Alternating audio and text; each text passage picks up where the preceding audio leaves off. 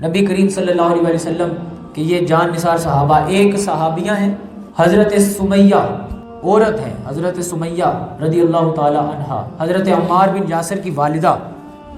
ابو جہل نے بڑے ان کے اوپر ظلم کیے، بڑے ظلم کیے، خاتون ہونے کے باوجود، یہاں تک کہ ایک وقت آیا کہ حضرت سمیہ کو ایسے کھڑا کیا، باندھ دیا، اور سامنے ان کے بیٹے کو بھی پکڑ کے درخت کے ساتھ باندھ دیا۔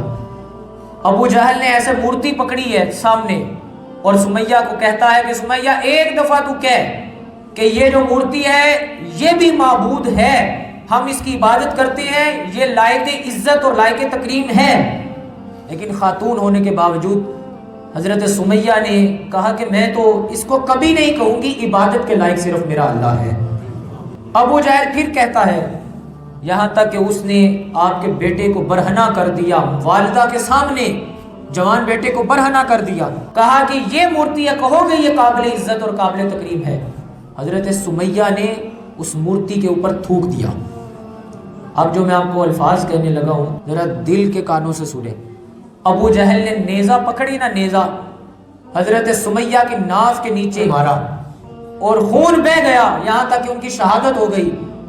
اب اتنی زیادہ تکلیف آئی، سوچیں کیا گزری ہوگی جوان بیٹا جو سامنے اپنی ماں کا ایسا قتل دیکھ رہا ہے۔ لیکن اس وقت اسلام کے پاس ظاہری یہ طاقت نہیں تھی۔ حضور علیہ الصلوۃ والسلام نے بعد میں عمار بن یاسر کو بڑے دلاسے دیے کہ عمار، اللہ تمہیں صبر عطا کرے، اللہ تمہیں صبر عطا کرے، وہ صبر کا اجر کر دینے والا ہے، اللہ تمہارے صبر کو قبول کرے۔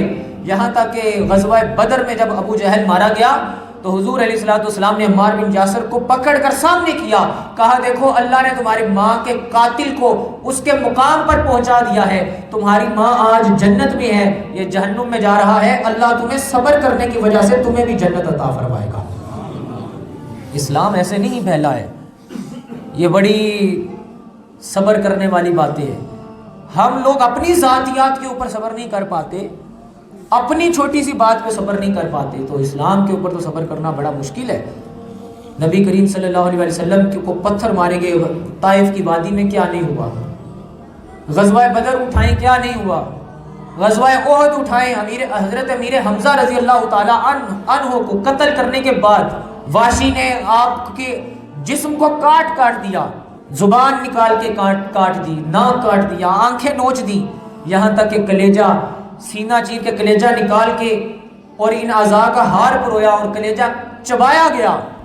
لیکن کچھ عرصے بعد ہی وہ وحشی سامنے آتا ہے تو اللہ کے محبوب نے فرمایا کہ ہم بدلہ لینے نہیں آئے، محمد عربی تو معاف کرنے کے لیے آیا ہے۔